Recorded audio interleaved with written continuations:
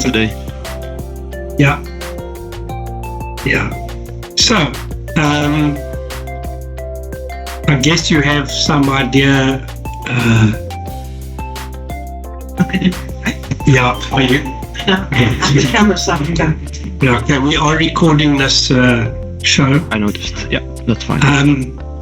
We don't send them outside when it comes from, like inside the curriculum alter. We won't use it as a training thing, but we're starting to make our own training for NX2, starting on the easy side. So thanks very much for joining us today. Even Friday 13 is always good luck for me. It comes out very seldom, so it can't be that bad on the statistical side. Birthday of my sister, so it's always a good day. Excellent. Well, I'm on her side. So I think that, yeah, we thought that the first like half-day job that you did with, well, I was going to say with Chris was there. And I think that was very long and very detailed, but it wasn't the current version. And now we have the current version, and the stuff that, I don't know who did the EMEA videos that they put on YouTube. But there's 3 or 4 or 5 NX2 things there. But they seem to be very high level. And that gave me a little bit of a feeling that we're moving from a 10-piece jigsaw to 100,000 jigsaw puzzle. Definitely not our intention. No. Yeah. So it was very clever things, and the cursor moved very quickly, so we couldn't even figure out where it went to and where it came from. So I did say that what we want to look at, the basic use. Yeah. And just to clarify, I wasn't aware, so I wasn't listening or reading properly, that we can get dongle and dongle-less both in Pro and in Lite. What we did with Pro, NX Pro, is we ignored Lite. I think we sold 1 or 2 and immediately had a problem about what they couldn't do. Yeah. It's quite difficult from the data sheet to really know what is missing on the Lite, because there's a lot of features there. We probably will know in a year or so, but overnight. So I think that we're going to focus. Now, I understand that we're also going to use this for light and display, the same software.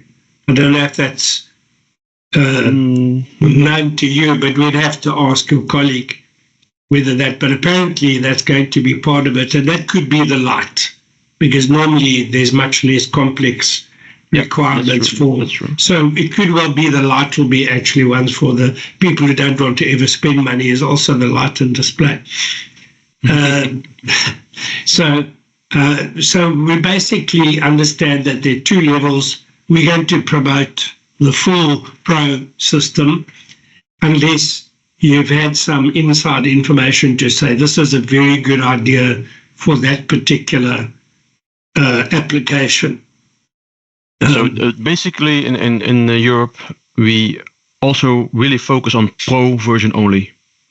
So we do not care too much about the Lite version. As you said, it only gives confusion, complaints later on, because customer expected some things which weren't possible.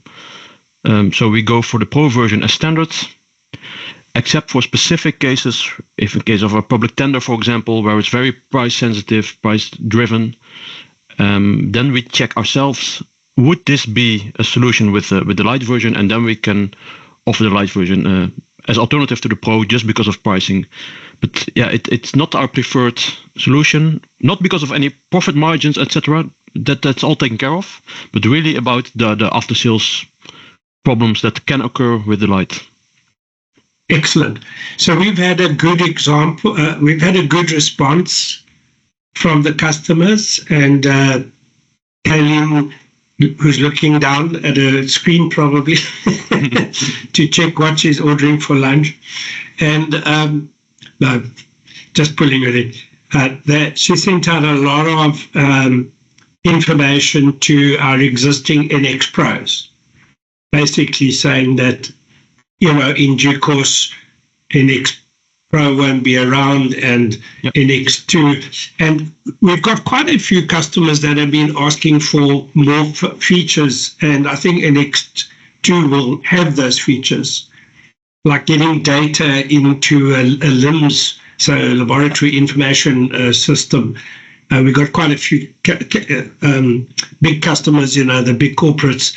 They want something to go straight into the LIMS rather than laptops for the bosses, because they don't know how their Macintosh works anyway. So that seems to be the trend now. What I suggested is that we start with the basic templates that we've got. We found them somewhere by luck. The screen is a little bit messy in as much as that you have to sort of configure what you want where. Maybe we can do that. And out of our team here, have you got any questions that you want to cover? Like, Jade, do you have anything that you want to? We did on Wednesday our first customer demonstration in this room. Okay. With a customer that bought it. We said we won't show you too much because it's your first time, and it was our second time. So we didn't want to. But Jade did a very good demonstration. That's sales. Yeah. So we learned 3 things and we showed them 2. So yeah, so it was they were very happy because you can overdo the data. Oh, definitely. People get too many ideas and then they start dropping off to. Yeah. So, and that's also the issue with the training. There are many options that I can explain. I can go into full depth, but that's for this session I think not appropriate.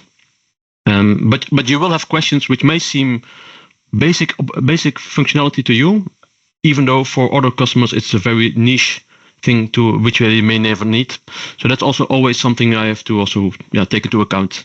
What may be expected by you may not be expected by others. So I have to check what things you consider basic and what not, and I will address them appropriately.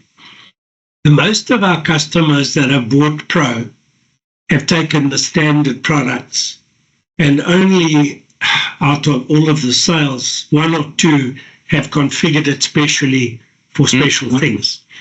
Yep. Most of the time, if they say, how do we do this and that, it's a small thing, it's a single feature, yes, you can take it across, and here we have the same idea, you can get the list and take it across. So you might want to add a whiteness index or something like that.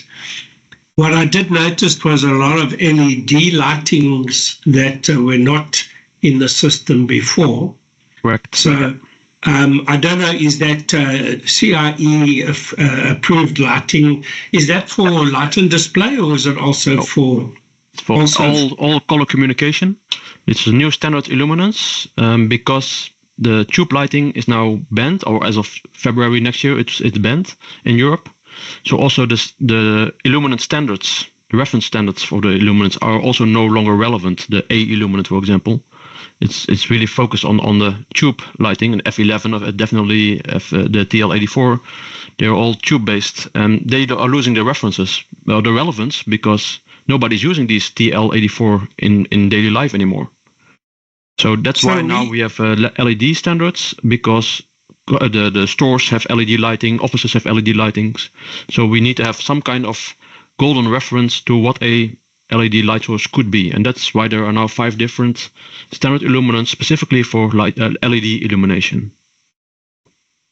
Yeah, it makes a lot of sense. And to control standards of LED are good, because the initial LEDs that came out were all over the show. And they are steadying down. I don't know how long it'll take South Africa or Southern Africa to give up on tubes, but I should imagine that Europe will sell us a few tons of them for the first year or so at very good prices.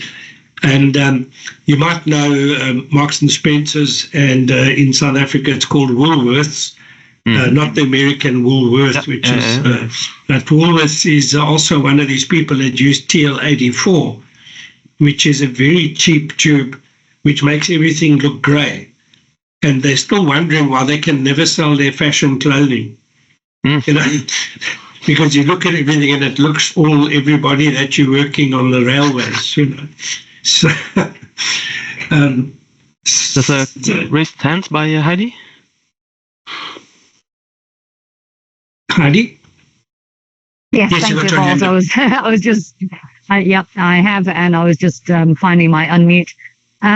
Ewald, sorry, I didn't catch the timing in Europe when the fluorescent tubes are going to be phased out, because I've been told from the e-waste community here as well that it is like CFLs as well as tubes are slowly but surely, you know, they're going to reach their end of being allowed to be supplied. But I need to cross-check here when the no longer allowed date is. But when is this in Europe?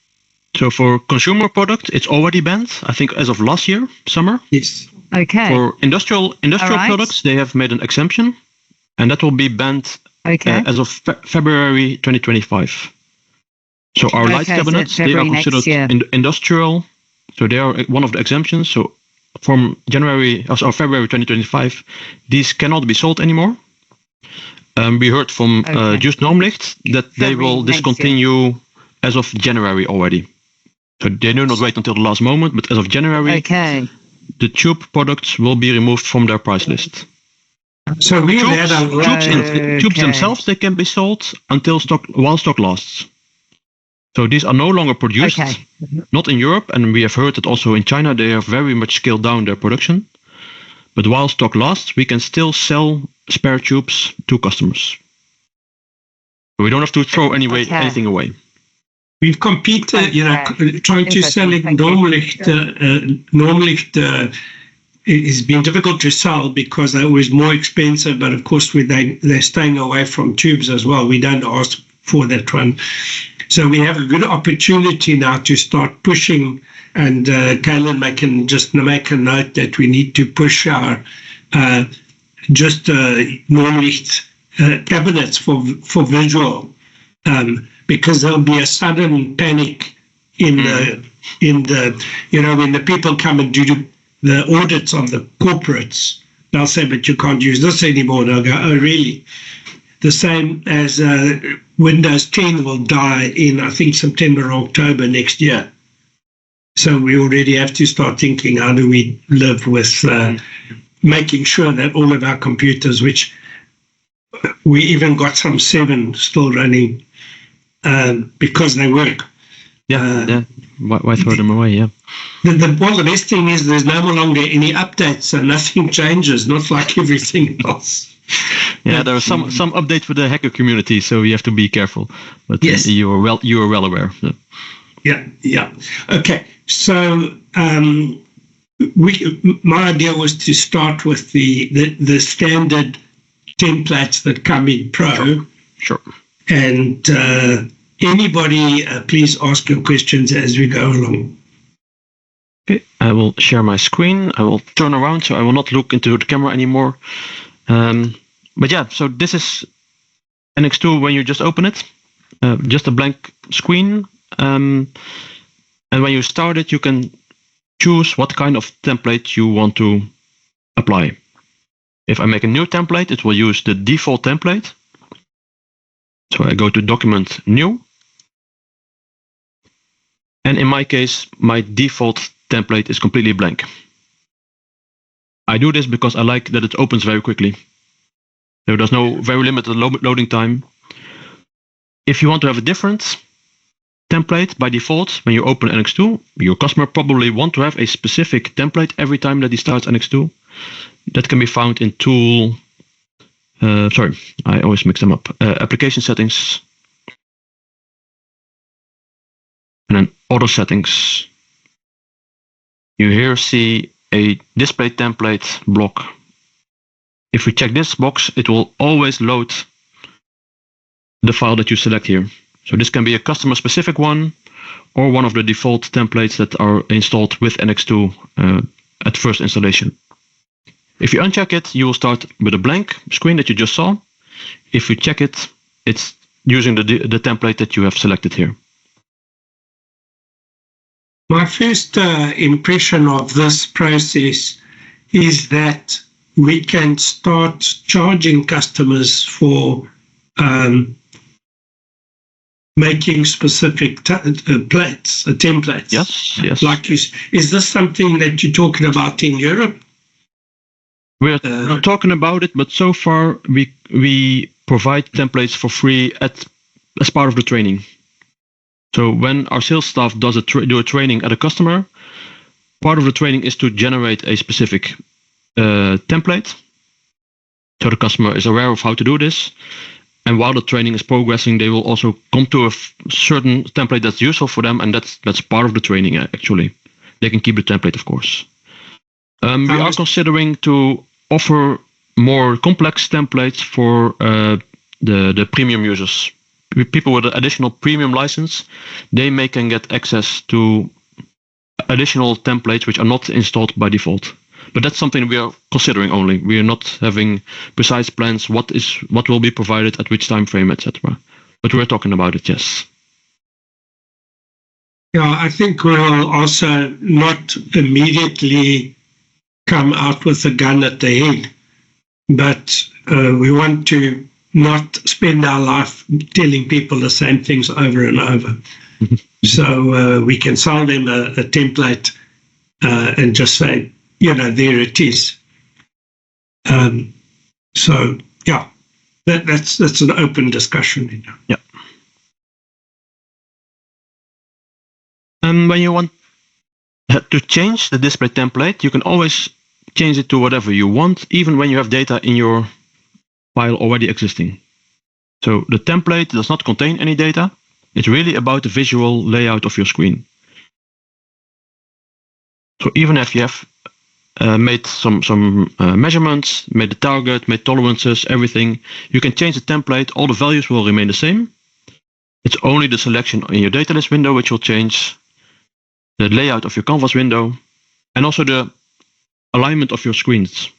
So if you want not to include the evaluation window, you can save that as part of your template. So the whole user interface is part of the display template.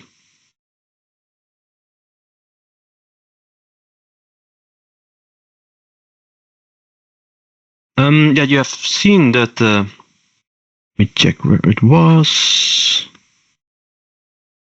Here I see the pre-installed templates. They are located at this folder structure. It's the same for everyone, regardless of how you log into Windows, because it's on the public subfolder. So everyone who's using Windows, who's logging in and has NX2 installed, they will find it at this place. See users, public documents, and NX2. It's mentioned in the user manual, but yeah, nobody reads the user manual. So it's on page 165. Yes. Yeah. Now and there you see quite a lot of defaults. Most of them you recognize also from NX, because in NX we had almost the same. But I say almost, and I will explain why it's now slightly different. The ones in the main folder are the most commonly used. The other ones are a bit more special. So there is a specific folder for the CR series, CR400. 3 and 6 bank are for the CMM6.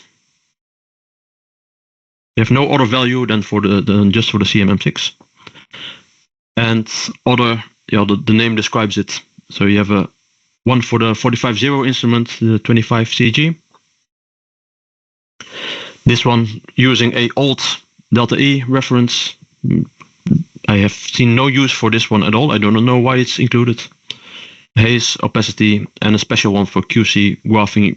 You can forget it. It's nice to have for later on. You can have a look at it in your own time. Don't bother the customer with it unless he has a specific need for opacity, for example. then this is a good starting point to make a display template by yourself. We have one focus on these ones. We have one customer from Tupperware, so that's where opacity is important. But they have their own formula, anyways. Heidi? They have their own formula anyway, so that they use a user formulation to get the opacity they want. Heidi, you raised your hand. Ewald, yes, thank you. Ewald, the color difference equation for Toyota, do we have a template set up that would include that for them, or would they need to include that themselves if they want that displayed in their file? Sorry, could you repeat that? Which color equation? Sorry. Well, I'm hoping there's not too much background noise here. I'm at the airport. So Toyota, they have their own user equation. Is there a template set up for them at the moment using their own user equation on the CMM6, or would they need to integrate that themselves? Yeah, they will have to do that themselves. It's possible to have a user equation included in NX2 and to show this value into the template, but it's not part of the default template that is shared to all customers. So okay, because it is on their instrument, so it would just need to be included, I would imagine, yeah? Or if it's from the instrument, I'll have to check. Is it a T version? Yeah. Okay. Yeah. Okay, it would be interesting to know for them, yeah. Is the T version firmware or on the template now? No, the T version is a firmware change. So the hardware is the same as a regular M6. Yes. But there's a firmware change, yes. Which we can probably do, probably not too complicated. I expect not, but I have not heard of anyone doing it by themselves, also not for ESC. So as far as I'm aware, existing M6s are not regularly changed to an M6T. They leave the factory as a T and remain that way. So I don't hear anything of after sales changing of the version. So you say it has a T version built in, you say? No. Yeah, because ours didn't have a T version when the customer bought it, and now we're trying to figure out how to get the T into it. And I think one of them went back to Bremen. Anyway, it's not really your problem now. No, it's a part of my portfolio, so it is also my problem. But I will check the details, because this is a bit odd. It sounds a bit odd to me, but I will check with Jörn about what the status is, what can be offered and not, and also how this would work in NX2.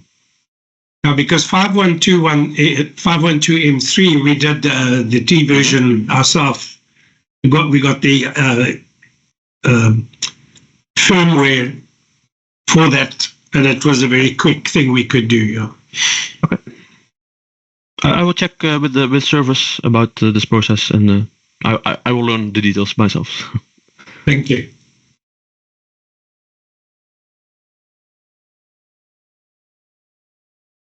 What I prefer to do is copy the default templates to a specific location where I have the freedom to change them. Because if I want to make any changes, I want to make them to my custom templates and not to the default templates that are coming with installation. Also because when I reinstall the software, it may be overwritten and I lose all the changes that I made. So that's why I made a copy on my desktop of the same folder. Should show up, yes. And there I load the templates to be actually used. And I see the same list here on the bottom left.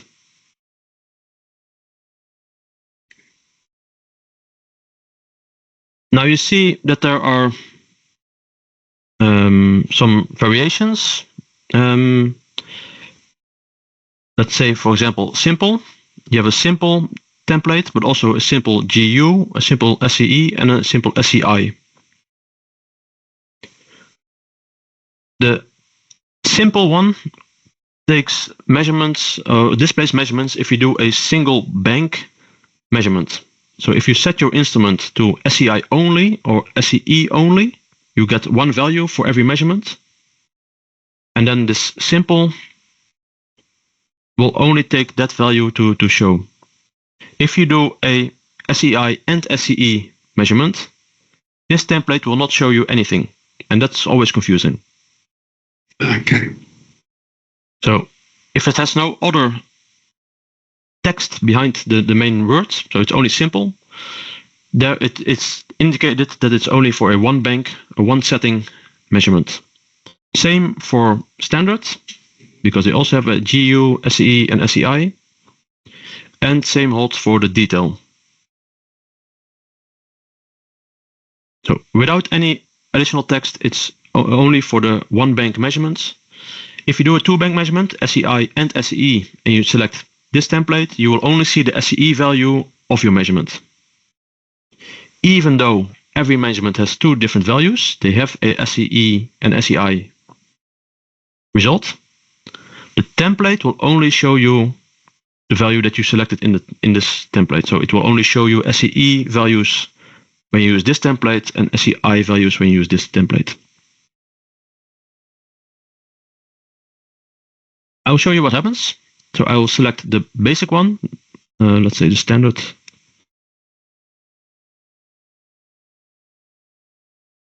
It always asks to confirm.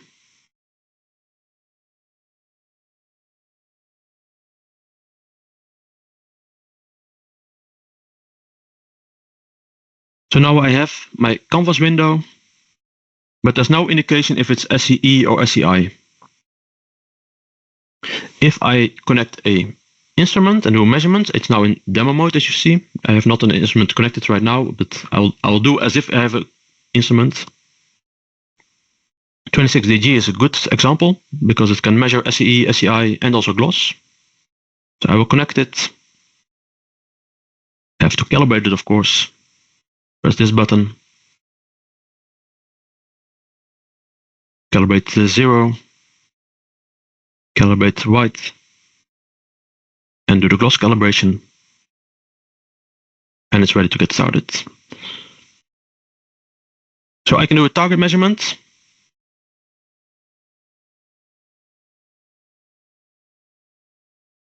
Let's call this reference 1, for example.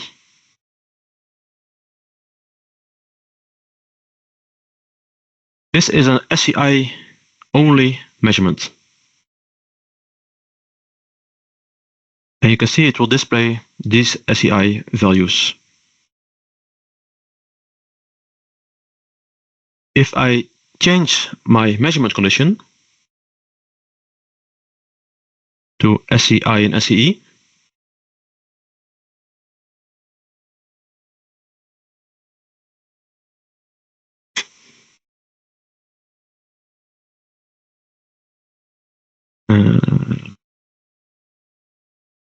stop.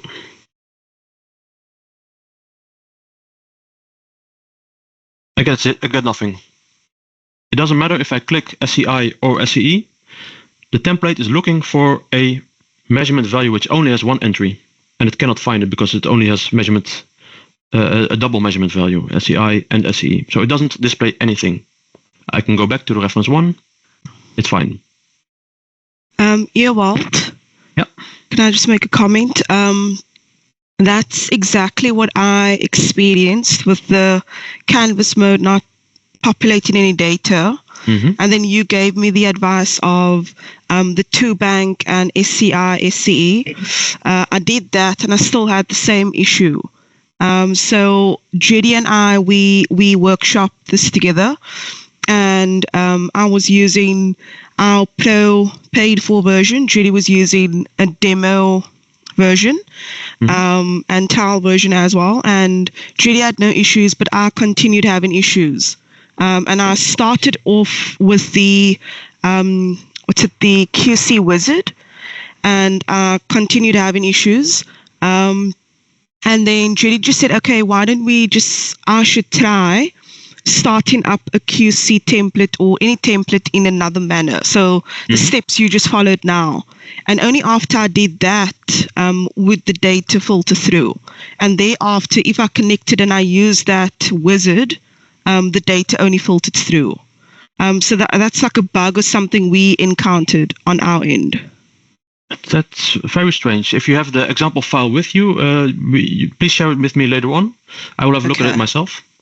Because that's not, of course, how it should work. And yeah, it's also the first time that I hear from it. I know people are always confused by this issue that you have to select which bank and how to do this with templates or by yourself. But I have not heard of bugs in this on this topic. So if you share the data with me later on, I will have a look at it.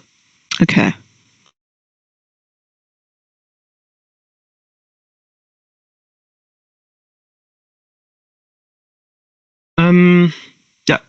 You may have seen when I changed measurement condition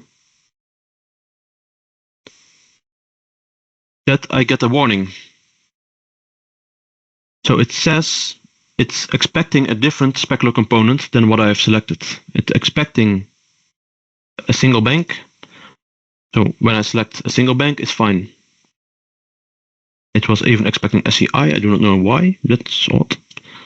This is definitely what was should have been warned about. So if you had selected double bank,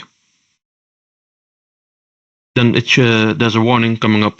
Hey, you do something different than is expected in this template. I expect because I did my first target measurement in SEI. That's why it's expecting SEI always.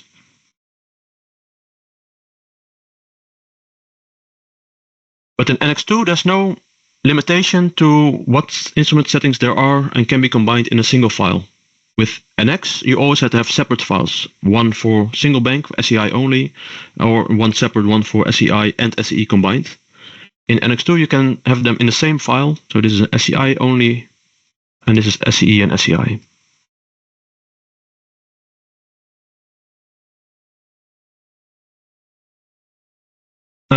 Yeah, the same is of course with the SEI only measurement. I can change it to SEI. In absolute, I do a sample measurement. And it will show up. So now I have a SEI only measurement, a sample measurement. And if you may remember, reference 1 was a SEI only. That's also accepted. So it will show the values because it's a one bank measurement.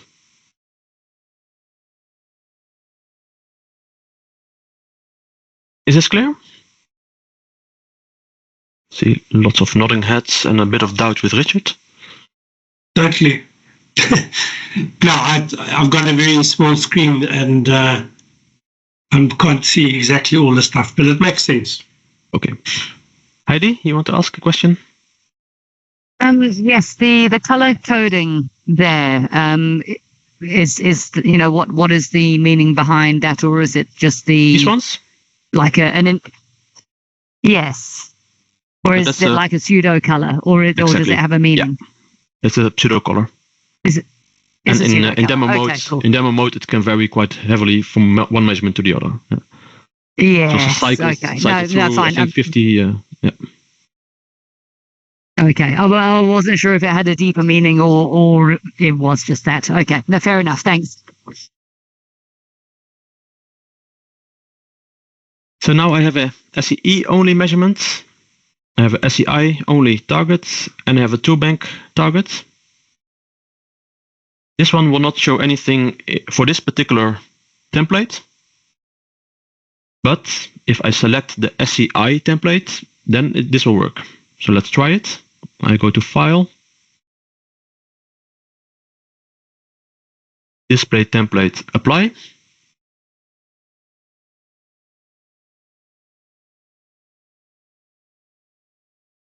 Go back to my standard templates.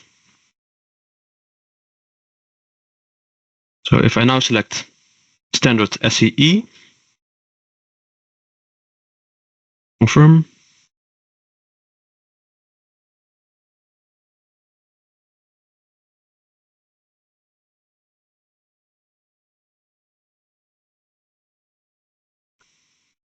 now I have a SCE target curve, no values, because it only shows you sample data I expect. I didn't check it myself. But if I go to edit mode with this button, I can check what is actually being used as value for this L star. Right mouse click. I always mix these two up if it's item settings or if it's property. Ah, it was item settings. It says it will show you the sample value. I switch it to target. Now I get the value for L star SCE of the target. And I should do the same for the LAB, the A value and the B value. Switch from sample to target.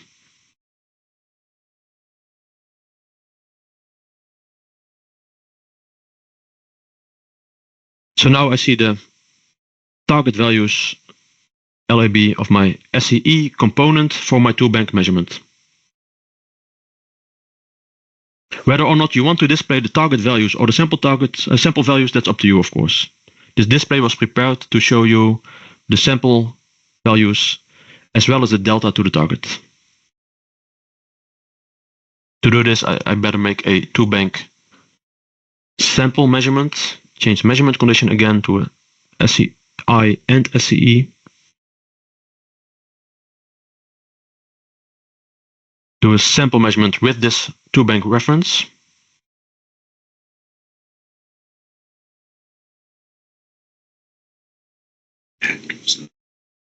And now I have to change back these values again to show the sample value.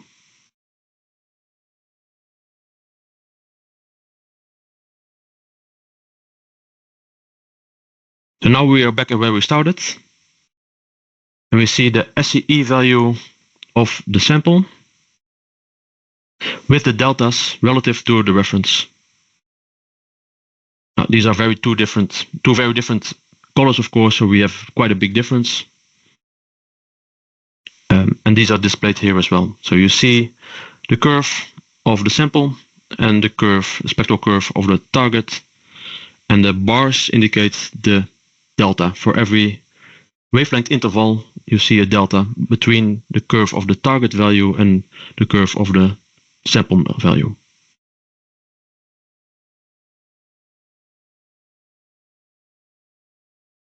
Is this clear?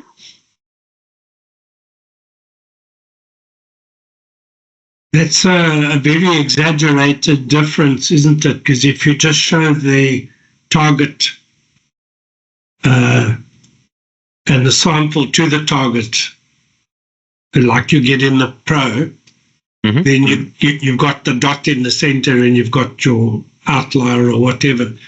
This yes, seems to give much more data, but I don't know if it gives you much more clarity. No, now I'm comparing green to blue. So that's the disadvantage of measurements in the demo mode.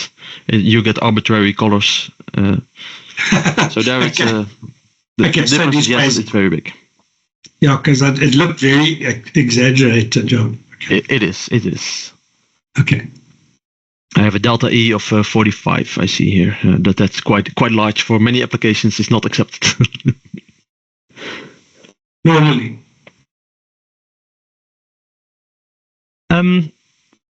Yeah, maybe the customer doesn't want to see SCE values. He wants to see SCI values.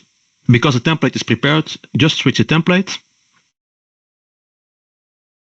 Go back to File, Display Template, Apply.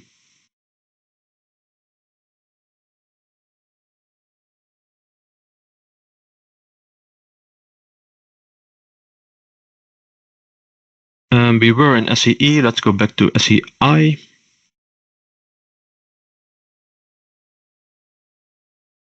And there we are. Now we have the SCI values. No other changes than switching the template, because everything was already prepared for you. When we're dealing with food, which is a lot of our customers, we would normally use SCE. So not collecting any gloss. And I think that's the default for food stuff. Would you agree? For us, mostly they're either SCE or they use the chromometers, which have their own geometry. Yeah, well, that's a difference. Almost D0, but not exactly geometry. So that's also that's I think mostly used in the food industry customer with our food industry customers. But yeah, SCE is also used quite a lot. Sometimes using the comparison, so the D8 gloss, to get an indication of the glossiness of the sample. I know for chocolate coated biscuits, this is sometimes done to see the shine of the chocolate coating. They can use either direct a gloss measurement or they use the SCE comparison to get an indication of a gloss. Yeah, customers typically view objects in SCE, so these products are often measured in SCE as well.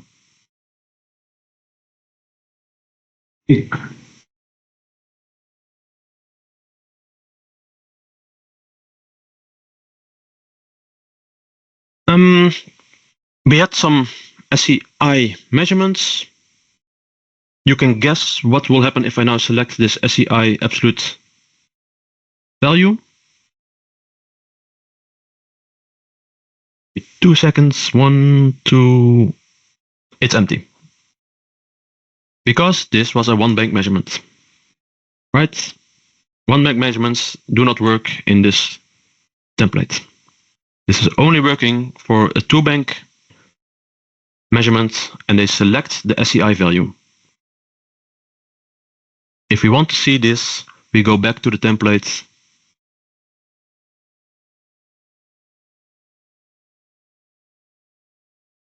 Which has no additional text behind it, so it's a simple, or the standard, we were using the standard one.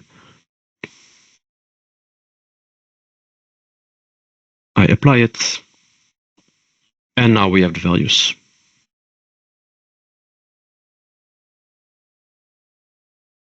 You see that every time the zoom and the location of this window changes, it is not with the template.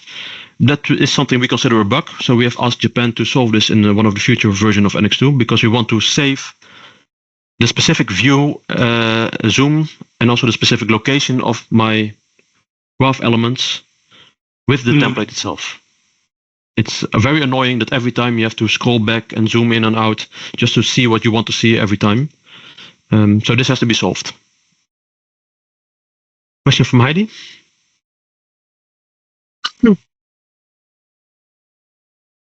You are mute.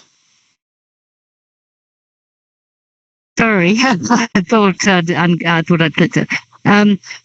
It's interesting that the data doesn't disappear from the data list. It still displays SCE and the numbers there, but the information on the canvas disappears when it's not. Yes. When it's when you haven't got the appropriate SCI SCE label for the template. So it doesn't. You can still see data, but it's just not in the sort of in the analysis window, if you like.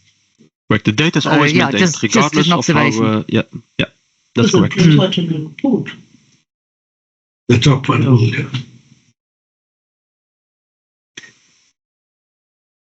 Ewald, just one question that I asked you, and we never got an answer. We got a message when I wanted to join the CM700D to NX2, and it wouldn't connect under any condition.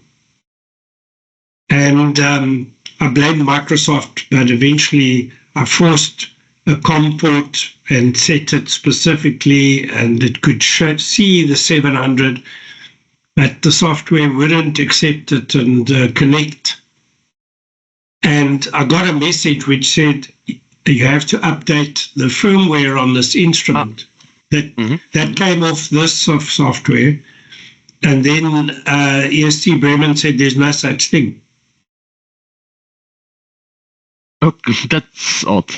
So there is a check with the NX2 about which firmware you're using, and it will give you a warning if it doesn't meet the minimum firmware level. Doesn't mean that it doesn't work, because we have seen many examples where older firmware also works with NX2, even though you get a warning. Maybe there are some limitations, but in general, I've not seen any connection issues with older firmware. And that there is no newer firmware for the 700D than what you have, that's very strange. Yeah, I mean, what I did was I took out DX and all the previous softwares to make sure there was no cross-pollination there.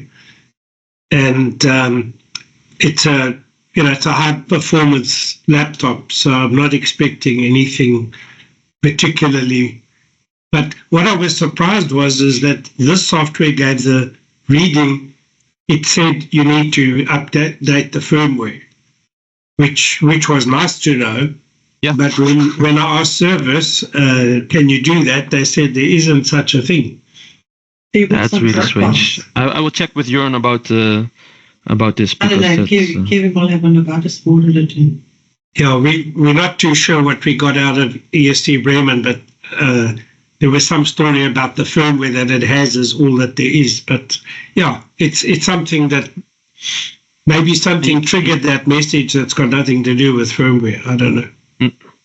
And are you trying to connect on USB or on Bluetooth? USB. Yeah.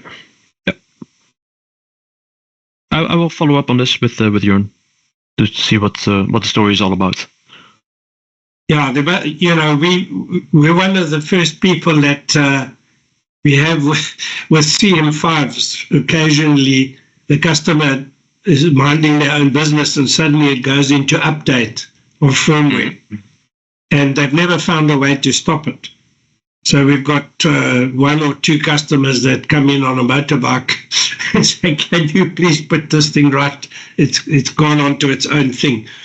So subsequently, I believe Japan has had a couple of those, but they haven't figured out why. Okay. So, Julius Caesar said, Semper Novus ex Africa. There's always something new out of Africa. If you want to know how to screw something up, we're specialists. Yeah. So these are some of the default templates that are included in the NX2. But maybe you see something that you like, but you want to convert it for a single bank to a multi-bank situation. Yeah. That can happen, and of course you can do this. So this is a SCE measurement, one bank. Here I have a two bank measurement, but it doesn't show any values. So you can either go back to the other template, or you can change it yourself. Now, if you go right-click on one of those entries,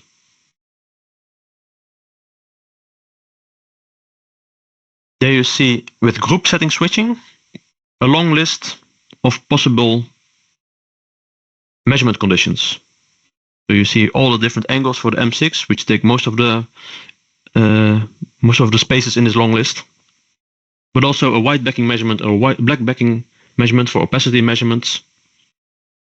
And here you see SCI and SCE, and these ones are used for the two bank measurements, so SCI and SCE measurement at the same time. Then you can select, I want to see only the SCI or the SCE. And these dashes at the bottom, these are for the one bank. So there it doesn't care what the measurement condition was, it just wants to make sure that you have a one measurement value only. And then you select these dashes. So if I switch from the dashes, from the one bank setting to SCI, now I see the SCI value of my sample. So even though it's a two bank measurement, I see the SCI value by changing the group setting.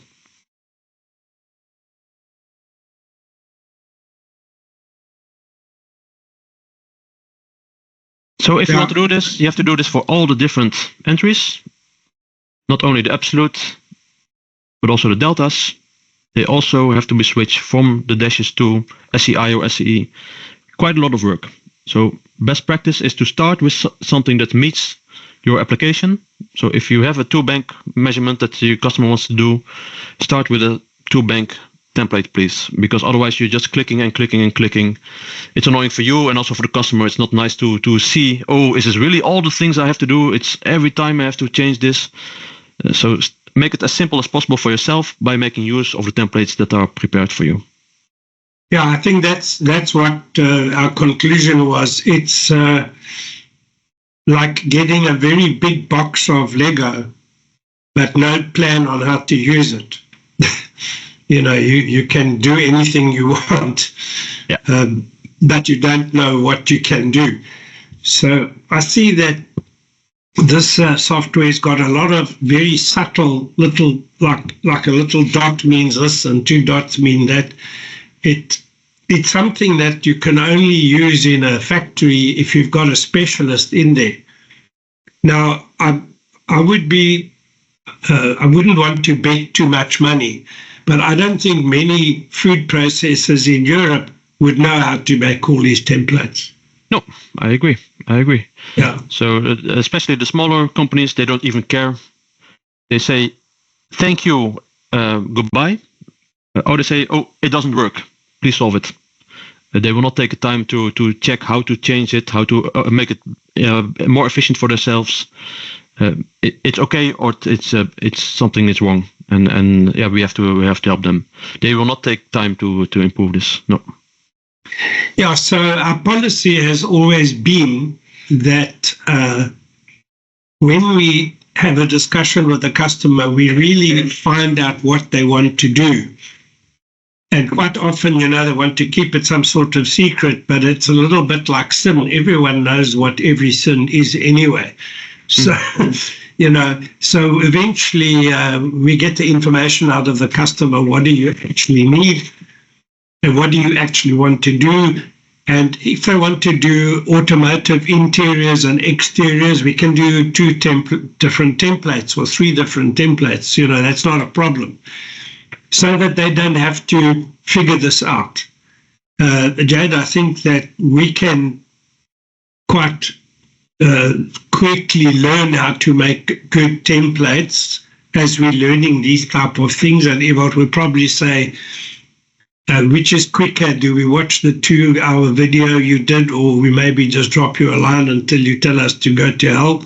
But anyway, one way or another, I think we'll get to be proficient on doing this.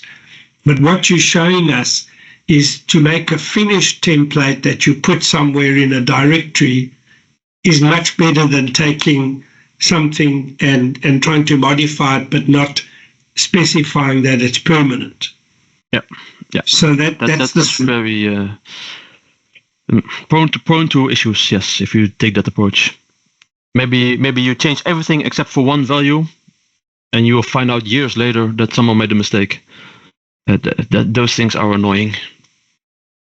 I had one customer that was measuring fruit juice, and we never thought about asking them what they were using. They were sending it off to the Bureau of Standards, and then they bought their own instrument, and we used LAB ***, and they were using Hunter Lab in the laboratory that they sent the stuff to. And I think there's something like a 20% difference in the L value. So they couldn't understand why their orange juice was so expensive compared to, on our measurement. Meantime, it was more concentrated by 20%. So, you can we're very careful about that. And we think that we have to hold their hands. And, if they ask for a new template every week for some other new application, then we'll start charging them. Of course. But I think, but it's a very comprehensive, it does everything, but nobody's going to read, I don't know when anyone's read 199 pages, not even their best novel. I don't think they're reading it now unless they're on summer holiday. and nobody's going to read this NX thing on their holiday. So, this is why we're also going to drop it down to some sort of video capability, just even for ourselves. Yeah. Okay. Jade, have you got other, or anything else you want to show us? Well, one thing that's always interesting is if you use this cogwheel on the top right of the canvas window, you can change the page size. So now it's set to standard A4, so you can print it as an A4, either as a physical print or you can save it as a PDF A4 sized. But if you prefer to print on an A3 size because it gives you more space, you don't have to read the small letters, or you can add more information to a page, of course that's also possible. Lots of the standardized dimensions of paper are included in NX2. Even envelopes I see now. I think that's new. I didn't remember it from an earlier release. I do not know why you want to show your spectral plots on an envelope, but I keep getting surprised. But yeah, A3 is available and A2 as well. So A3 makes more sense, I think, if you want to print it. Just click apply, and now you have much more space to get all your data in one single page. When we did the last training, I think you said you can join multiple instruments to one template. Is that? Yeah. That's correct. Does that mean, though, that it must be, for instance, it's got to be a 6-bank if it's a CM6? There must be a 6-bank capability. You can't run it with a 2 or 3-bank at the same time, or can you do that? Then you need to have a special box, a special entry for those 6 banks. So it will not show up here. If you want to have the same results in a single page, it doesn't show up here, but you need to have a separate list specifically for those angles that you measure on. So if you select then a M6 measurements, this one will be empty and the other one will contain the values. And if you go back to a 26DG, the 6 banks will be empty and this one will contain values. Will contain values, or will not? This one so what will. I'm saying is, yeah. So could you put a CM16 and a 23 CG? Will they both run on one template? Yes, they can. But some of the boxes will only work for the 23, and some of the boxes will only work for the M6, but they can be in the same page. I can show you? Yeah, I think what we would recommend, like for Toyotas, they have different, that they have different templates. Mm-hmm. That's how I think they would handle it, because when there's some suddenly blank things coming up, it's probably going to confuse the users. You could use a separate tab just for the M6. Yeah. And one tab for the 23D. And then you don't have to worry about this. Yeah, I think that's probably what we would do. And I see on the EMA website, you still have DX as a viable product. Is that so? No, we don't have it. No, it was discontinued last year, and now also end of support in this month. So at the end of this month, we will not make any further developments. We do not do any bug fixes. So I will tell the website team to take it off. Yeah. Okay. And this month will also be the discontinuation of NX. So after this month, we will only sell NX2. We have a very limited amount of stock requested. It still not has been delivered, but we have requested a tiny amount of stock to address any urgent matters with some customers. But if that runs out, then we really have end of NX. So if dongles break, customers cannot replace it anymore. If dongles get lost, they really have to make the switch to NX2. We've got a dongle version of NX2, but there's no stock. So we're waiting for Jerry. So I'm not too sure what happens about the stock management, but we had a lot of troubles in August. Nothing much coming out of Japan. And not only the dongles, but also instruments. We have quite some issues with getting anything delivered from production. Yeah. Yeah. Any particular reason for that? I do not know. I know for the CM-M5 it was component issues, so sourcing the components. I do not know the situation on the dongles. If that's strategical or also about sourcing specific parts or anything with a relationship with suppliers, I don't know. I only know for the M5 it was a component issue. I see the NX2 dongle is actually a Thales product and all the others weren't. So it's coming from... No, the NX2 dongle and the NX dongle are the same supplier. They contain different software, but the same supplier. It's all both Thales with the HASP security driver. And also the dongle Lust version, the technology of the license security is also provided by Thales. Okay. Didn't see it before though. Is it has changed its whole shape? Okay, they may be just putting more print on it. No, that could be. Promoting themselves.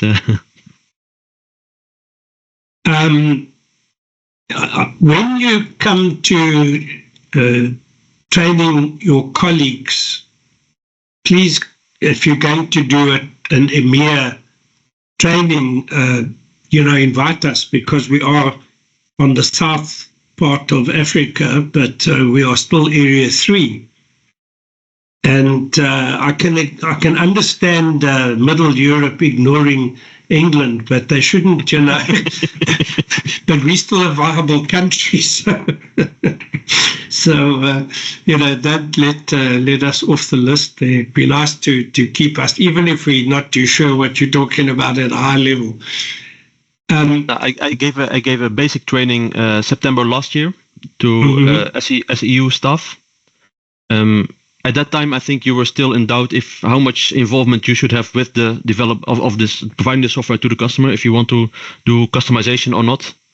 Now that you want to provide to help them with templates, with settings, etc., then of course it makes sense to also take you more on board in this trainings as well. But since September last year, I did not give any group trainings on NX2. In fact, you got more license training than the SEU staff. So the last session that we had on licenses was for you. I used that same material later on to address certain questions that I got from SU staff, but I did not give any dedicated training on this topic as you got from me. Well, I hope the people in Europe have got time to read the manual, and we will refer to it.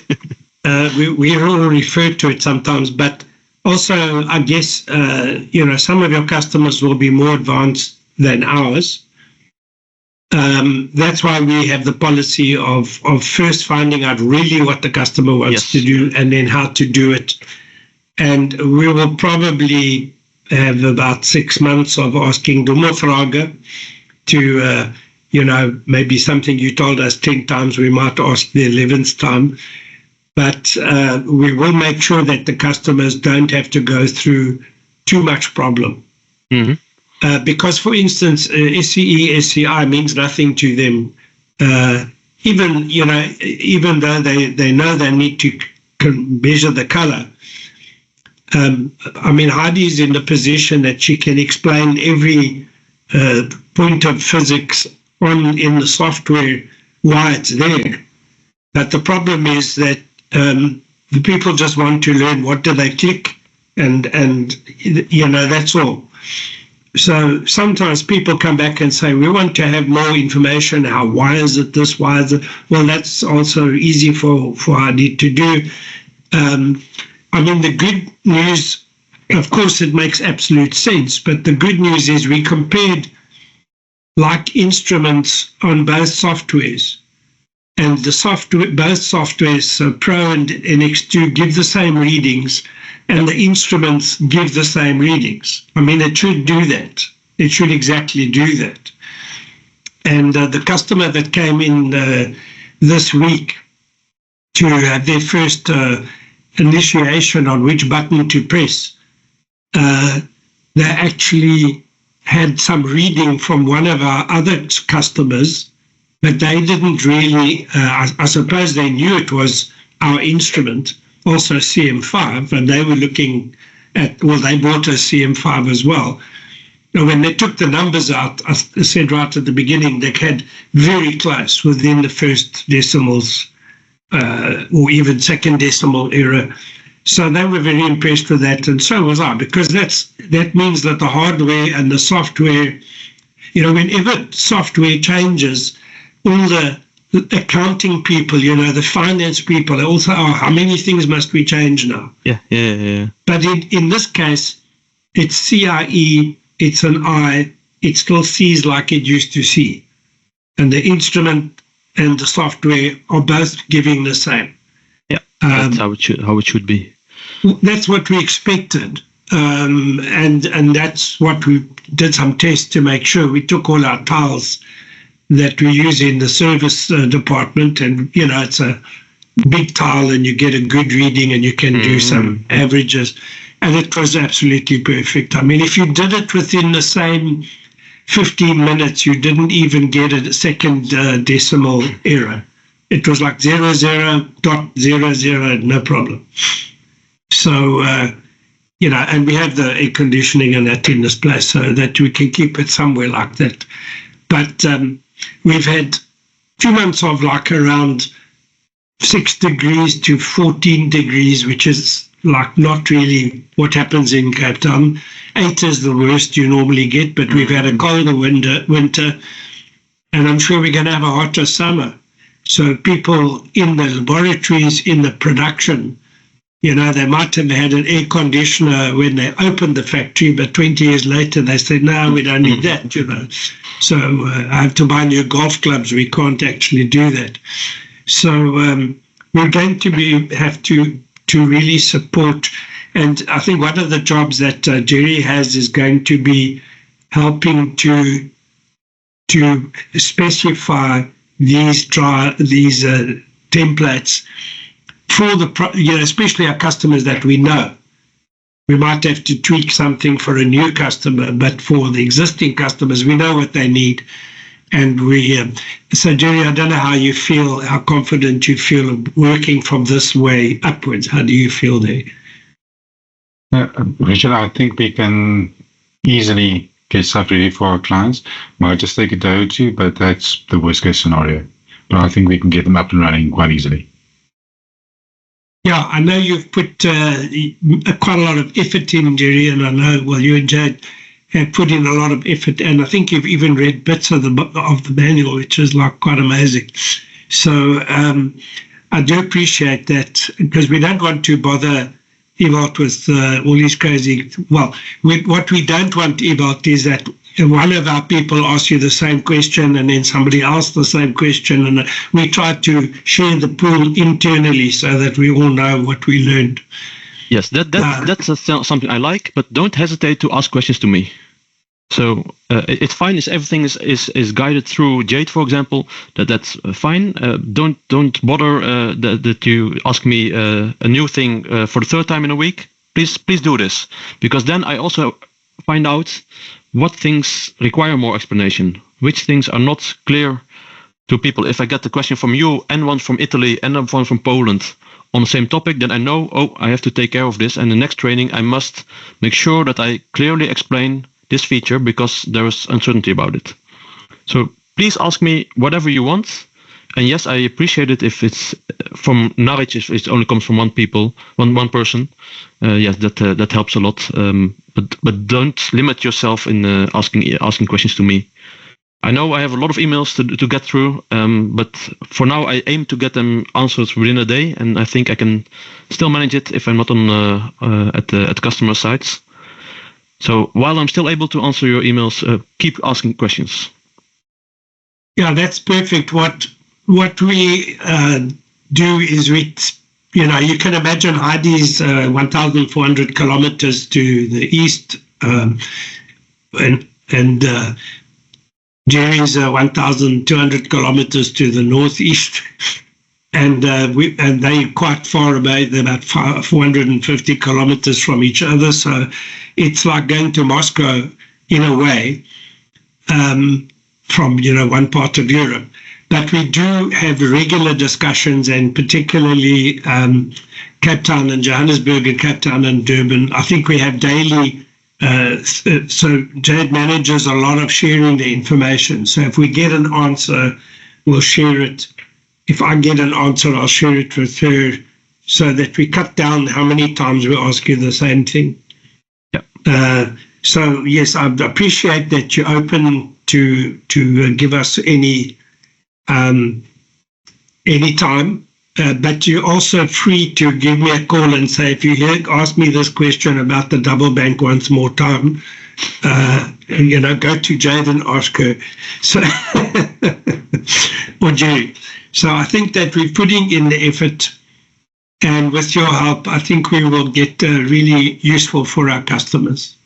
Yeah, that's what I hope. And if you also, if you have very specific customer requests, and you think, oh man, now I have to study NX2 for 3 days and I don't have time for that, don't hesitate to ask me that as well.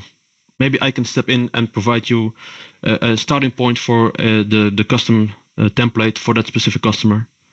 I cannot guarantee it, but it's better than trying for 3 days and failing. That's really a waste of time.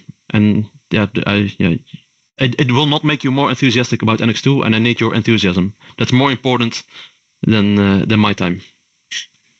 Yeah, I think that there is not so much mystery today as there was a week ago. And also when I found that there weren't standard templates easily found. And then you sent me the list of, here's all the ones in the public. So I went directly to it. But of course, without the template, it doesn't open it anyway. Yeah. It's like going to a cut-off area. But, that's me. I will try anything twice without checking. So anyway, is there anything else from our team that you want to ask? Yes, Ewald, I just wanted to find out, is there like a quick way where you can change the observer and illuminant? Yes, in the canvas window you mean, or in the data list? So in NX Pro, when you would check like the measurement conditions, then there would be a setting where you can change the primary illuminant. Secondary. Yes. Yeah. This is different now in NX2 because we do not have a primary, secondary, tertiary. Okay. We can have as many as you want. You can have all the combinations in the same file. Okay. So that structure is a bit changed. If I go to my data list window, list item settings. Here you see I have an L-star 10 degree D65. Okay. This one, it's already in my list. And I cannot change it. But I can add a new item. And there I can change observer illuminant. For example, 10 degrees and make a LED illuminant. Okay. I can add it to the list to have both. Or I can remove the old one. So I only have the 10 degree LED B1. Okay. And there's no limit to it. I can add more. A 2 degree F11 for whatever reason, fine. And you can have them all side by side. So you can see the effect of your observer illuminant on your values. This was not possible in NX2, in old NX, but in NX2 this is now available. Okay. So you cannot quickly switch. You have to do this one by one. That's unfortunate, but The good thing is that you have a bit more freedom to the combination that you can have in a single document. Okay, thank you.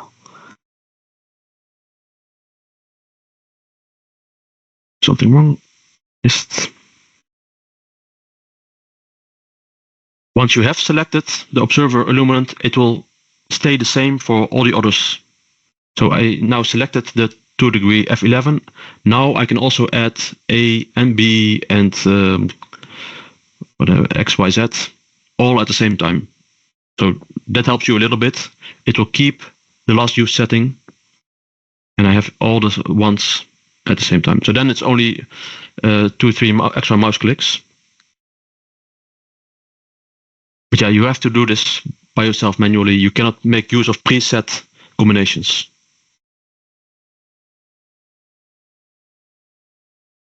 For your canvas window,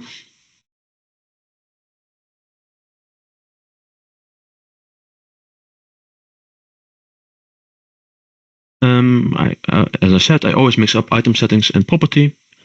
Now I have item settings, property. No, I was on the right one.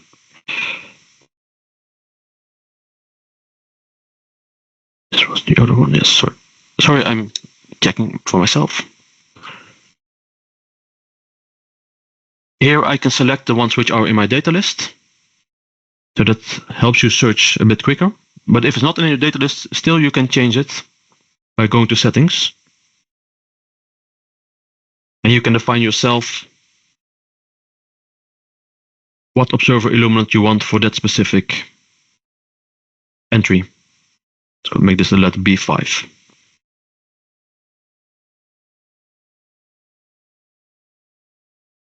So now this is the value for let B5 illuminant, even though it's not in my data list window. You have, again, full freedom to choose whatever you want.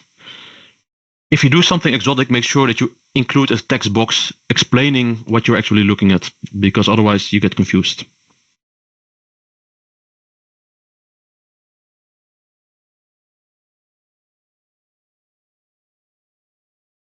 Back to the D65. Similarly, you can see the effect of the illuminant on the pseudo color. That's also always something I like to show. So on this list, you see the graph elements, the static elements, lines and boxes. Here you have static text, variable text, equations, images, but also the pseudo color. You can draw a box. This is my sample measurement for the sample. And I can change the observation condition settings for this particular color. So this one is a 10 degree D65. And I make a copy of this.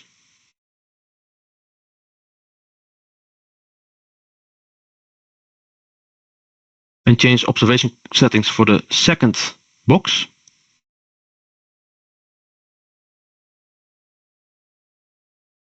Let's make it 10 degree let B1.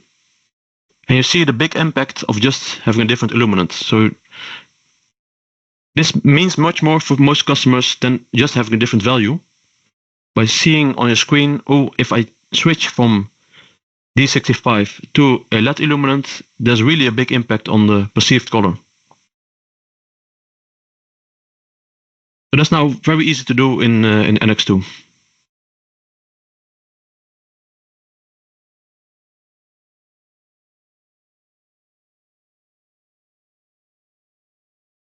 Yeah, Heidi?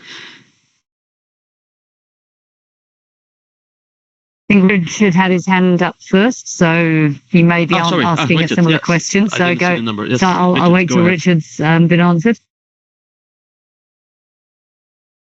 Yeah, just a quick question. When you want to edit a target or sample's features with a tolerance, do you have to tick every single individual box?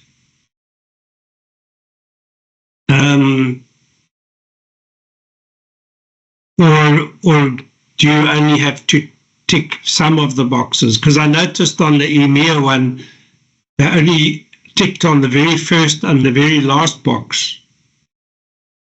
Let's go into the setting the tolerances. That's a good activity. If I right click on my target, I can go to edit target, edit tolerance. Edit target, and then you cannot edit tolerances. That should come up. Here I can set a tolerance on either SCI or SCE or both. Yes.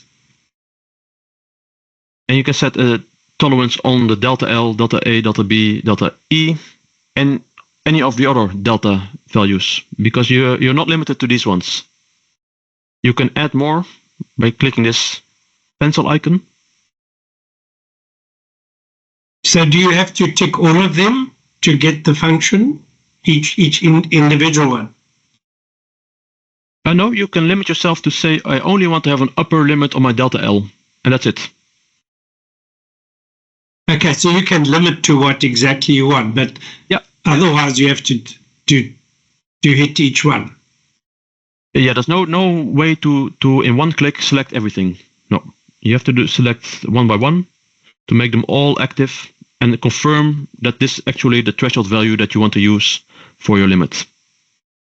Yes. Okay. And then it will check for every single entry, is my sample within tolerance or not. If it's outside of tolerance for any one of these conditions, then it will be a fail.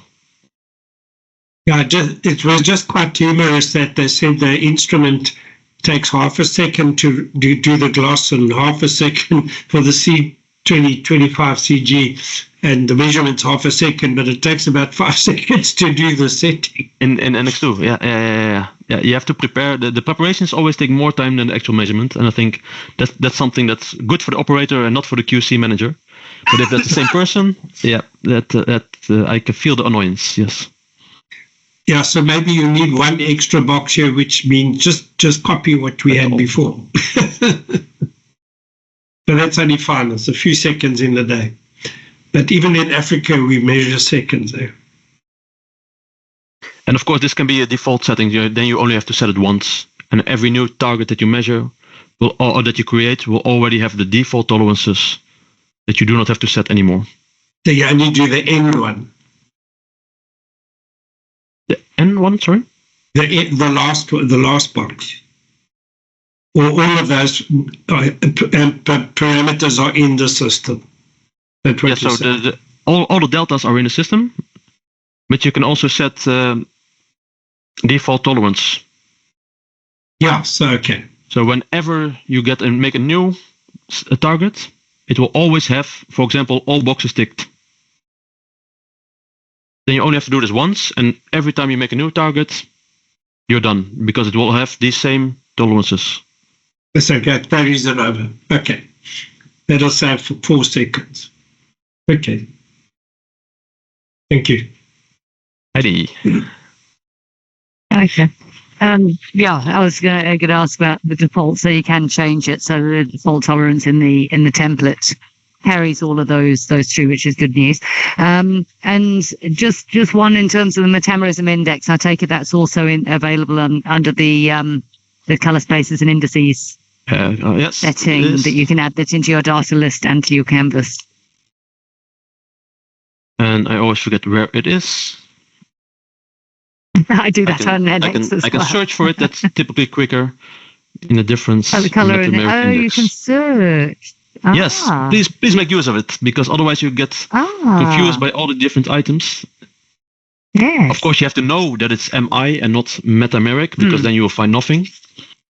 But if you know that it's MI and that it's a difference, you will quickly find it. Fabulous. And you can set the reference, observer illuminant, and the second one to compare between. And then you have a metameric index as value, and you can show this in your screen. So, for example, let's go again to this D65 and LED.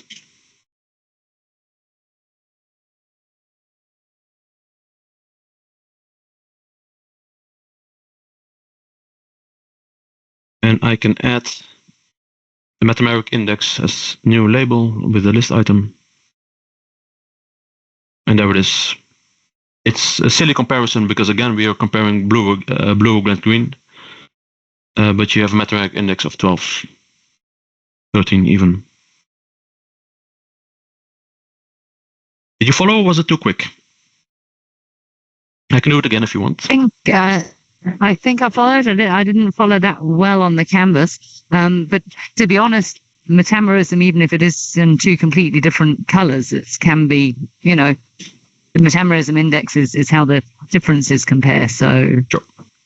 It may or may not be, you're right. drastic it can on be two completely different colors. Yeah.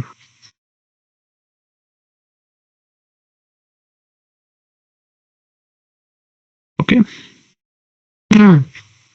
Think so? Thanks, Ewald.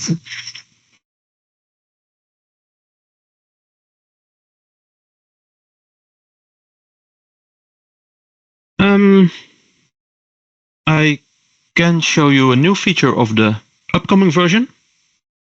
In October, we will have version 1.40. Now we are at 1.30. We will switch to 1.40 in October, which will bring some new features. And I think the most interesting one is not even in the QC. So I will close this one.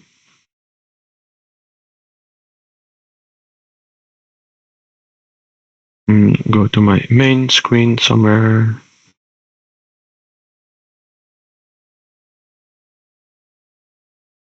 There's a new icon, self-inspection. This will only be available to customers with a premium license.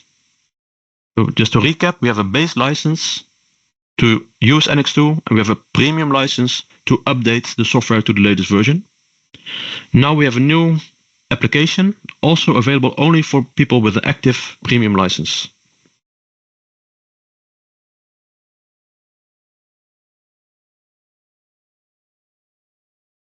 And the self-inspection will be able to check if your instrument is still performing as expected in between the service calls.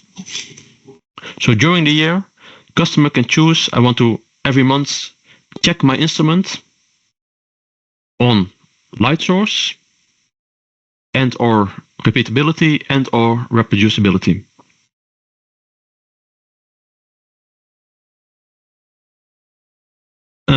I think I can switch to demo mode. Yes. Then I can show you how it will look like in practice.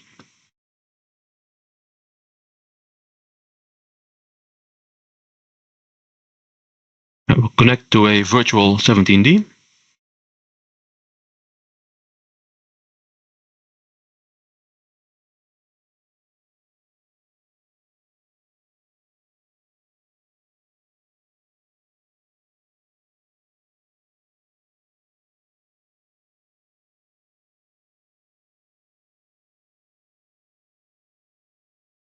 And I can create a new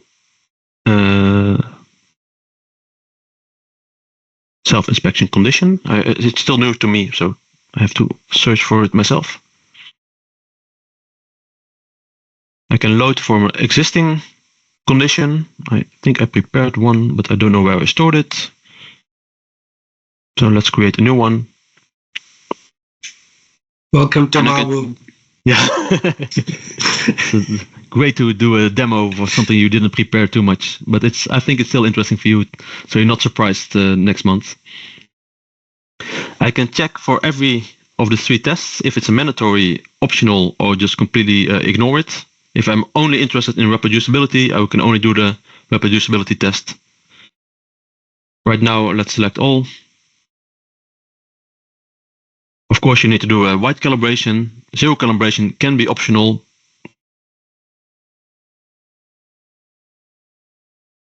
And you select the measurement area and the specular components of your measurement that you want to use as reference to check the condition of your instrument.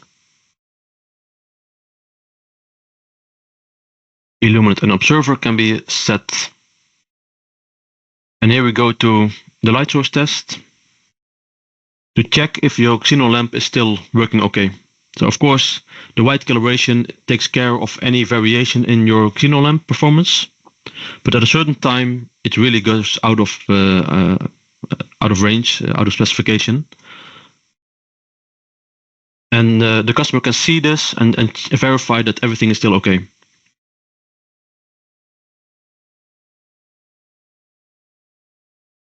You can do a repeatability test on your white reference typically, or your calibration white. So it will measure 10 times and will give you a report about the variation between the 10 different measurements. So repeatability is really about the short-term performance of your instrument. That if you do multiple measurements after each other, there's not too much variations.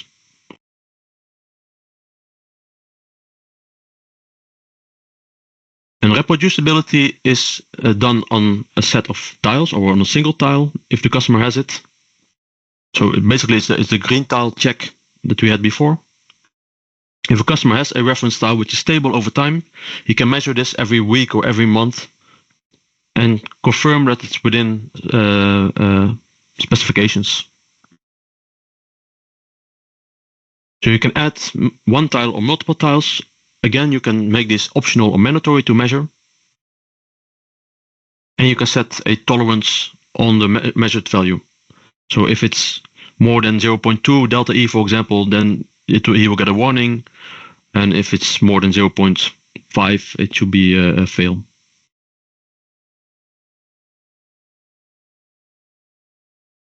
And when all of these are set, you can define if you want to set to measure this every month or every week, and you can have a calendar where you see the status of your instruments. So I did a new self-inspection on September 5th, where it was a pass, and now everything is okay until the end of the month.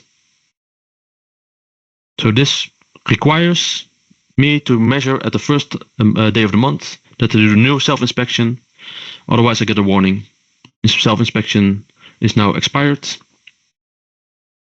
until I do a new confirmation that everything is still okay.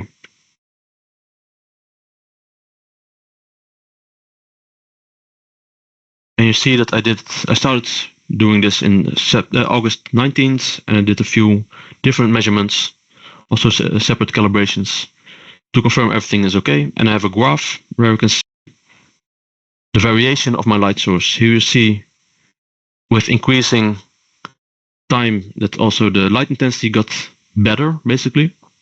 So the other points were beginning of the day, and here I did 3 measurements on the same day with a bit of variance. But you can really track it. It's still well above the warning level.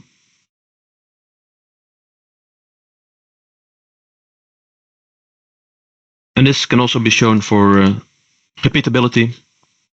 So this is the warning level. This is the repeatability of the instrument that I got. So it's very nice. So the first question to ask about that is, if a customer is using this process and they get to the 13th month and it's still all okay, they're going to say, I don't need to service. Yeah, that could be. That could be. Of course, most customers who use the yearly service, they do that because it's required by their customer. If they are a supplier, for example, they are required to do a yearly servicing, or if they have to conform to a certain international standards, they are required to do a yearly service. If they are not required, this could be a reason for them to say, oh no, everything's okay, I don't care. Yes, that's a risk. It's something we offer to the customer to be sure in between service calls. If he thinks that's reason to say everything's okay, yeah, that's up to them. We do not guarantee any of the other components are still okay, even if repeatability is okay. It may not. Yeah, there may be components which have to be checked by service, which are not checked. So it's a risk. Yeah, I mean, I don't think it's a bad feature from the point of view is we have quite a few customers who are very good at getting some of the material into the sphere. And of course, we actually have found that you can get quite a lot into a sphere without it going out of tolerance. It will calibrate easily even when you have a pinkish sphere inside. Yes, I know. Yeah, so like if somebody's been fiddling with a screwdriver trying to pull something out that fell out of the CM5, it often survives. But what is good is that, we basically tell them if a piece of dust gets in the sphere, it's going to change it. And so they get very considered. And then what happens is that they say, okay, we got some dust in there, and it can just be some light dust. And then we say normally, okay, we'll send it to us and we'll inspect it. And what we actually do is actually do this certification all over again, but we just charge for an inspection because it's still within the year. And that's actually wasting the customer's time and a little bit of money because we have to charge. I mean, a person can't do stuff and not get paid for it. So if they've got this facility, they can think, oh, okay, we maybe dropped something in the sphere or it's not the right condition.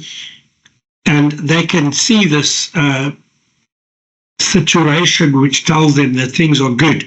I think that's a very plus thing, because that takes away the all you guys want to do is charge for service, which is true. But that's the sort of argument like, why is it sensitive? And we say it's not sensitive. If you put a finger in your eye, it's going to, complain, and it's an eye. You can't look at an eye through a box, So, whether it's glass in between or not, you're going to have the same problem. But when the thing about it, as I said, was the first question, people might say, well, we don't have to send it in yet because it still passes. But the CIE says a year is the normal time. Yep. So for your car, you have to buy a license for your car every year. And it doesn't make not your driving license, but your car license. Yeah. It doesn't matter if you've got no rubber on your wheels and no metal on your brakes. You can still pay your 20 something, then you get your certificate. So it's not actually any better than before, but at least there's a process that tells you should be thinking about it. And of course, if you have an accident and people go to court and they don't have a certificate, they lose the money. Yeah, big problems, yeah. So we don't want to tell the customers that if you're not certificated, you will lose in a court case, because that feels like blackmail to them. Mm-hmm. But we sort of say it's not a nice to have. The certification is just part of the whole story. If you're serious about QC, then this certification is part of it, yeah. Yes, and it's just interesting is that in 2017, one of our customers got a callback of some polony, the synthetic meat. They called it back from all of the shops, all the retailers, because they discovered listeriosis in one of them or something. Mm-hmm. And that process cost them something like 200 million rand, which is 15 euro. No, it's you can divide by 20. But now the scientific people have done very careful studies, and they've seen that this listeriosis came specifically out of that one factory. So it was really created there, and it really happened there. And now they've come across and said there's 1 billion rand required to pay out to children who got second parents who died and all this type of thing. And, if you can prohibit things with this type of technology, the more the customer can have an idea that their thing's working correctly, the better. Yeah. So they don't have to wait until the end of the year. They can see, yes, everything is still okay. Of course, with the 17D, we have WAA. Yes. There's also a precaution during the year in between services to make sure your instrument is as accurate as we can get it. So that's another one of the tools that we can provide to customers to make sure everything is, even in between the service calls, everything is okay. And if something is wrong, the customer will know. He will not just mindlessly measuring because it's not been a year since my last service call. He will notice, oh, something is changing. I have to make a call to Konica or to NARICH because I see different values than I'm used to. Something has happened with my instrument. Yeah, I mean, that's usually when something's broken. Some companies, when something's broken, like they dropped it the third time and they say it stopped clicking, well, then we send it in, we can fix it, you know. But the certification, they haven't taken it too seriously because the retailers and everyone were relaxed. But that's no longer the game because now we're doing a lot of food exporting and things like that. So, you know, you have to comply with the countries where you send the food to. Mm-hmm. And I see that the 17D, the wave system is inaugurated from the beginning. So there's no option to it as far as I can tell. Correct. You get it for free included, so the customer will find out by himself, even without any additional payments or service contracts. He will get to know the benefits, but he will only get it extended if he gets the instrument serviced. Yeah, and that's I think the way to do it, because at first we were charging for the 36. Mm-hmm. Now we I think are going to go down the same policy of you have it as long as your system's certificated. We'll have to check that, Jade. We must just check with Quick Tint what happens with their wave settings, because I'm not too sure where that stands. Okay, so that's my questions for now. Gary, you had a question and now it's back. You're back again. Okay. You're on mute? Sorry about that. Just a suggestion development-wise with NX. The service date is on the instrument itself anyway. Why doesn't but we can do as a suggestion, have NX just add a year onto that. If it reaches that date, then the feature is unavailable. Then they need a certificate before they can use the feature again. Now, yes, that would work for SEU, but not all countries have the same policy. So true, yes. We decided to give WAA for free with a service call. So as soon as the instrument comes to service, WAA will be renewed for another 12 months. I know I thought I know, sorry, now I'm starting to doubt myself. There were discussions, let's call it this way, that China may be asking money to enable WAA as a special option as part of the whole price list of service. So it's an optional, it's not standard renewed. Customer can choose to get WAA, but he may have to pay an additional fee. Okay. So different regions across the world can choose for strategic reasons to go with different ways to implement WAA in their portfolio. So we can not only go through NX2 and see the date on which the instrument was serviced, because it may not be working within the policy of the other regions. Very true. For SAU, it would work. Yes, I agree. And for us as well. You know, Ewald, from a technical point of view, sometimes we should be in China, not EMEA, you know, because we're the poorest continent and we pay the highest prices for everything. You know, America's cheaper, Japan's cheaper, China's cheaper. And sometimes there's some things that would be nice to say we can add this or take it off. But anyway, we're in this place and we're not going to have that argument because they're still sorting out how to run sensing anyway. So we won't confuse them right now.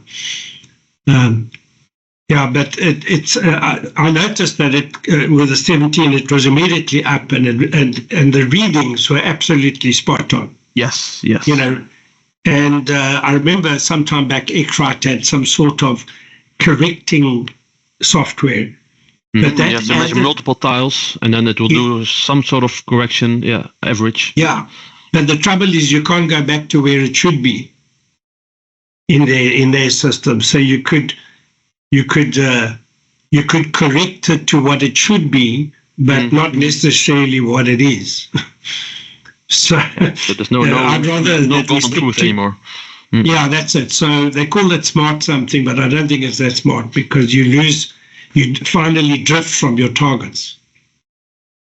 Yeah. So that's where we're very strong in our market, and obviously in your market, that the inter-instrument agreement is so strong. Yes. That's a big deal. Another change in version 1.4. I will close this window. So we can download the 1.4 as long as we have a dongle that's paid for and all that. No. You need to have a premium license on your dongle. And yes, by default, we do. You do? Okay, then it's good, because by default it's only shipped with a base license. So you need to have a separate premium license for 1 year for free.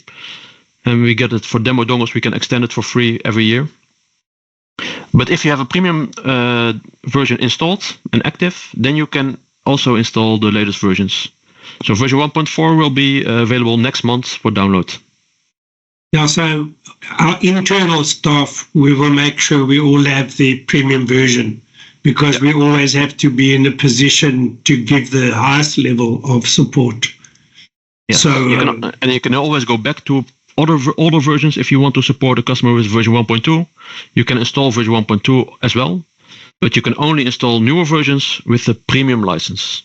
Yeah. So we will take that policy, and then we had some customers that said, we never used software before. Maybe they had a 400 or something, and they'd just read it off the tape, the roll of paper. And then they said, well, we'll just take a 1 year license and see how it works. And they'll immediately find it's better to get their data into a computer without physical, signing it off and scratching it in, making a print. Yeah, or scanning it with your phone or something. So you won't believe what some of the customers do. But anyway, we try and convince them that their data must be pure. And it's their data. We can't help them if they lose it. Mm-hmm. With the new version, if your license has expired, you can now always open measurement files. So that's a change with version 1.4. It was not available before. In older versions, if your license expired, you're lost. You cannot do anything with the software. With version 1.4, you can open measurement files. You can see the contents. You cannot make any changes. You cannot make new measurements, but you can always open measurement files to see what the contents are. So that's a big improvement, which lots of customers were waiting for.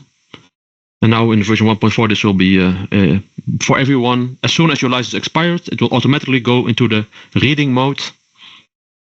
And if you purchase a new license, you are back in full mode where you can do everything you want.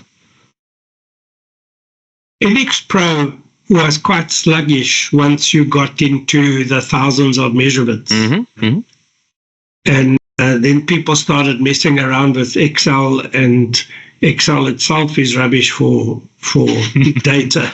Well, you can turn it into a letter instead of a number. But I think that you mentioned earlier, it's a bit quicker. I find it's quite a lag sometimes in this software as well. So I'm surprised. I just opened a measurement file with 100 targets and then 1100 samples. Yeah, that's see that fine. It's already here.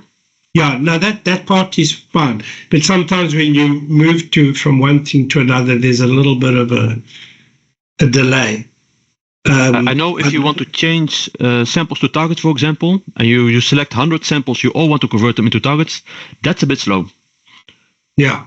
But just seeing the measurements and showing the graphs, that has improved by quite a margin compared to what we have done with the NX. So the opening files, saving files, and changing list items for all these entries is much quicker. But there are some actions which cause some sluggishness. Yes, I'm aware. If you bring information off of the instrument into the software, does it still just give it the random target number or something, or sample? It doesn't give any, it gives a number that you have to rename it or something normally. No, that's now also improved. No, it's also improved. If you download or upload targets, then the name is maintained and any comments also maintained. So that's really improved in NX2. Okay. In a very first beta version of NX2 from I think it's March last year. There it was still a problem, but with as soon as we got a release version, this is now fixed. Now that's a nice thing, because if you can pull off what you know rather than having to rename, that's where the trouble comes. And also the connection between sample and targets is always maintained. Also, if you download from instrument to the PC, you want to make a change to the name, go back into the instrument, the connection is still maintained. Yeah. So I don't think it's an improvement. I'd say now it works as it should work. It's normal. Yeah. Yes. It's normal.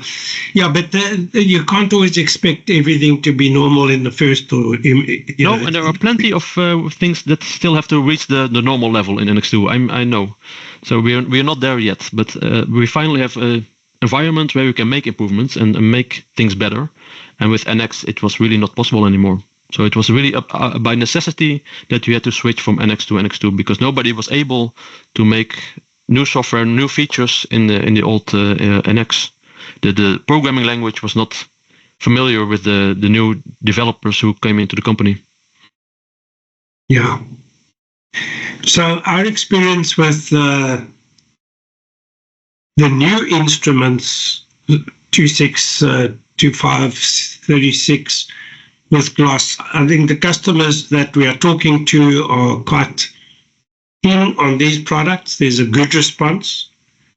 And because customers that have had NX Pro, they are quite happy to adopt this software. I think most people that we've talked to, we say, okay, you've got X amount of time to change over. And that's why we were in a bit of a panic to make sure we can understand at least enough to explain what would happen when they do it. And but I think that most of the customers seem to be quite happy with the NX2 concept. I'm glad to hear. Sorry, Ewald. Go ahead. No, I just said we didn't get any pushback from the customers at all. I get a lot of pushback from the salespeople, not from customers, but from salespeople. They are really hesitant to approach existing NX customers and tell them, we now have a new software and the old one will be discontinued. They do not want to be in this position as a salesperson, and are really waiting until the very last moment to make this proposal to the customer. So I really appreciate your more active position, where you say, no, we have an improvement for you, please consider it. Maybe you want it, maybe not, but please consider it, and we will help you out if you need. That's I think the better way to then wait until there's no other way and say, oh, well, here's the bill, Mr. Customer, you now have to pay this amount because you have no other option. That's the worst thing. It's I think so. You don't want that. What we do is try and tell people as soon as possible that things will change. And some people are early adopters and they want the latest, especially when you tell them they can do limbs or something, and then they start getting excited. Others are like, okay, we must check our budgets and da-da-da-da-da. Mm-hmm. But most of our corporates have come out of the dirt, of the 2021, 22 bad business. So most of them have got the money. When you're in the selling position, you usually take the customer's side. And it's one of those phenomena that you have to remind people that they get paid by the company, not by the customer. But it tends, people that actually interface with users every day, they tend to want to defend the customer more than they want to defend. But the problem is we try to take the middle road to say, fine, we can drag it out as long as to the last day. That's fine. That's efficient. But you don't want this panic where all of a sudden 20 people need new licenses overnight and it's just before Christmas and we're in manana mode, even if we don't want to be by Christmas, we're in Mandanaba. So it's your July, August. Mm-hmm. So we lose interest towards that time of the year. So we don't have snow in Christmas, but we have a lot of sun. Yeah, but it's normal, and so what we do is we work as a team, and the people who are talking a lot to customers. Also, we have other people coming across and just saying, "This is the thing. This is what a service costs. Why do you charge so much?" No, we don't charge so much. We just asked to do this. We certificated. Konica Minolta gives us a certificate because we comply with them. Mm-hmm. And end of story. One of our biggest customers now, a company called Polyoak, changed from Hunter Lab to us because they couldn't get their instrument fixed.